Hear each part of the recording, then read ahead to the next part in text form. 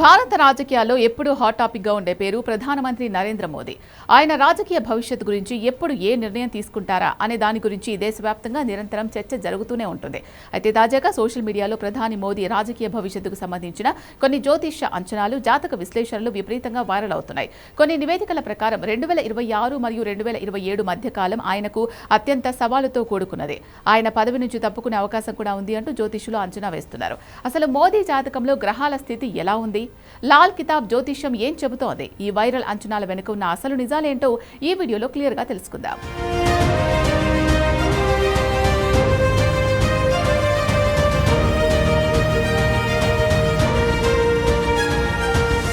Social మీడియాలో viral అవుతున్న అంచనాల ప్రకారం ఫిబ్రవరి 2026 నుంచి ఏప్రిల్ 2027 మధ్య కాలం ప్రధాని మోదీకి జ్యోతిష్యపరంగా ఒక పెద్ద పరీక్ష వంటిదని కొందరు ప్రముఖ జ్యోతిష్యులు పేర్కొంటున్నారు.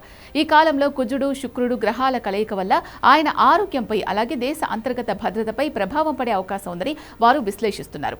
అంతేకాదు ఆగస్టు 2026లో ఏర్పడబోయే గ్రహణాలు కూడా ఈ దశలో ఒక కీలకమైన సవాలుగా మారతాయని చెప్తున్నారు. ఈ గ్రహాల మార్పుల వల్ల దేశంలో రాజకీయ ప్రతిపక్షాలు అన్నీ ఏకమై ప్రభుత్వంపై పెద్ద ఎత్తున నిరసనలు, ప్రజా ఉద్యమాలు చేపట్టే అవకాశం ఉందట. దీనివల్ల దేశ ఆర్థిక వ్యవస్థపై, సరిహద్దు భద్రతపై కూడా ఒత్తిడి పెరుగుతుందని కొందరు జ్యోతిష్యులు అంచనా వేస్తున్నారు. ఇక మోదీ వ్యక్తిగత జాతకాన్ని పరిశీలిస్తే జ్యోతిష్య నిపుణుల ప్రకారం ఆయన లగ్నం మరియు చంద్ర రాశి రెండూ వృశ్చిక రాశి అని నమ్ముతారు. ఆయన లగ్నంలో కుజుడు మరియు చంద్రుడి కలయిక ఉంది. కుజుడు తన సొంత రాశిలో ఉండడం వల్ల జాతకంలో అత్యంత శక్తివంతమైన రుచక పంచ మహాపురుష రాజయోగం ఏర్పడింది. ఈ యోగమున్న వ్యక్తులకు విపరీతమైన ధైర్యం, బలమైన నాయకత్వ లక్షణాలు, కఠినమైన నిర్ణయాలు తీసుకునే శక్తి ఉంటాయి.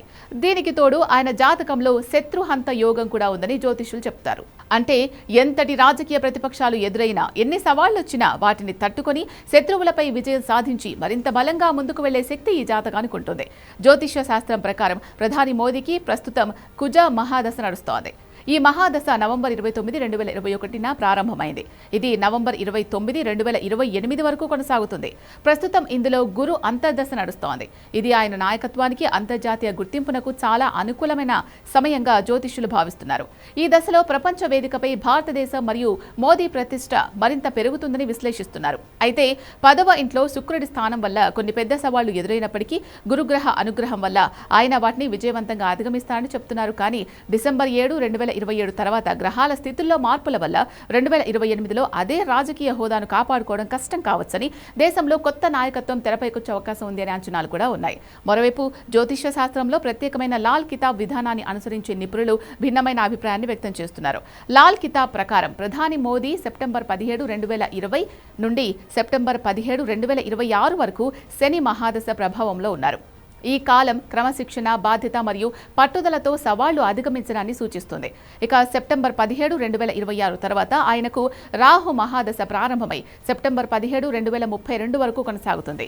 ఈ లాల్ కితాబ్ విశ్లేషకులు ఏమంటున్నారంటే, రాహు దశ ప్రారంభమైనప్పటికీ 2027 అంతటా మోదీ ప్రభావం, ప్రపంచవ్యాప్తంగా భారతదేశ స్థానం మరింత బలోపేతమవుతాయని, ఆయన పదవి నుంచి త్వరగా తప్పుకునే సంకేతాలు ఏవీ జాతకంలో లేవని వీరు గట్టిగా వాదిస్తున్నారు. ప్రధాని మోదీ జాతకంపై జ్యోతిష్యుల్లో 2 రకాల భిన్నమైన అంచనాలు ఉన్నాయి. ఒక వర్గం 2026-27 కాలం సవాళ్లతో కూడుకున్నది అని చెప్తే, మరో వర్గం ఆయన ప్రభావం ఇలాగే కొనసాగుతుంది అంటోంది. అయితే రాజకీయ రంగంలో జ్యోతిషాలు ఎలా ఉన్నా క్షేత్రస్థాయిలో ప్రజల మద్దతు, రాజకీయ పరిణామాలు మాత్రమే ఒక నాయకుడి భవిష్యత్తును నిర్ణయిస్తాయి. పైగా నరేంద్ర మోదీ గడువు కంటే ముందే పదవి నుంచి తప్పుకుంటారు అనే దానికి ఎలాంటి అధికారిక ఆధారాలు కానీ, సంకేతాలు కానీ లేవు. ఇవి కేవలం సోషల్ మీడియాలో జరుగుతున్న చర్చలు మరియు గ్రహాల స్థితుల ఆధారంగా చేసుకున్న అంచనాలు మాత్రమే.